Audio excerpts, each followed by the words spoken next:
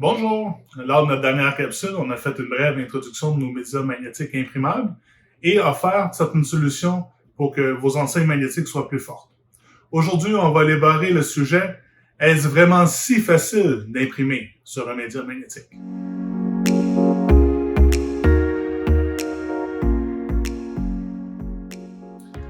À l'heure du numérique, plusieurs types d'imprimantes sont disponibles. Il y a les imprimantes grand format en rouleau, les imprimantes grand format à plat ou qu'on appelle flatbed, et les imprimantes numériques copieurs numériques. Mais est-ce vraiment si facile d'imprimer sur un média magnétique? Élaborons sur quelques principes de base pour répondre à cette question. Considérons tout d'abord les presses numériques en rouleau. Pour savoir si c'est facile d'imprimer sur un média magnétique, il faut tout d'abord connaître les limitations de son équipement. Tout d'abord, quelle est l'épaisseur maximale du média que ma presse peut imprimer? Si on veut faire une enseigne magnétique de 30 millièmes d'épaisseur et que l'épaisseur maximale de notre équipement est de 20 millièmes, il serait plus judicieux d'imprimer sur un vinyle autocollant et de le laminer sur une feuille magnétique brune de 30 millièmes, par exemple. De cette façon, nous n'endommagerons pas les têtes d'impression de notre équipement. Un autre aspect est la facilité d'insertion de la feuille.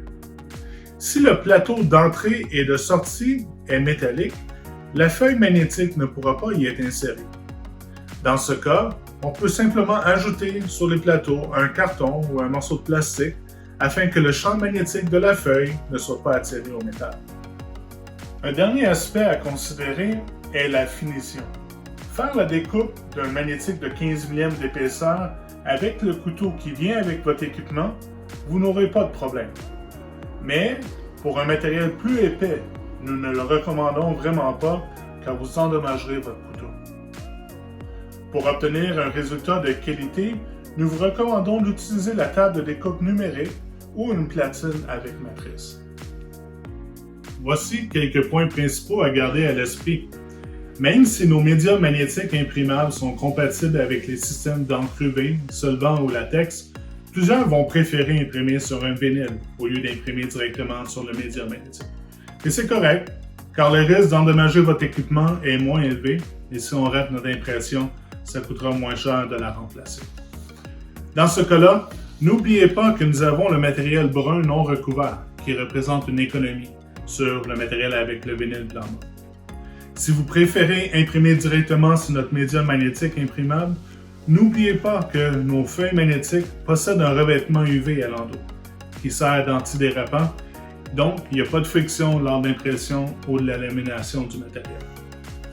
Et n'oubliez pas que le média magnétique est plus pesant qu'un vinyle, donc il sera important de lever les têtes d'impression le plus haut possible et de lancer l'impression le plus lentement possible.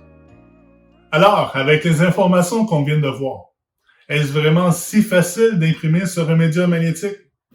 Tout à fait. Si nous avons les bonnes informations et les bons matériaux, il est possible de réaliser quelque chose de très beau.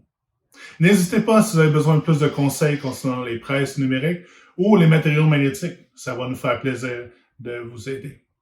Lors de la prochaine capsule, on va toucher le sujet si c'est vraiment facile d'imprimer avec l'aide d'une imprimante flatbed. À bientôt!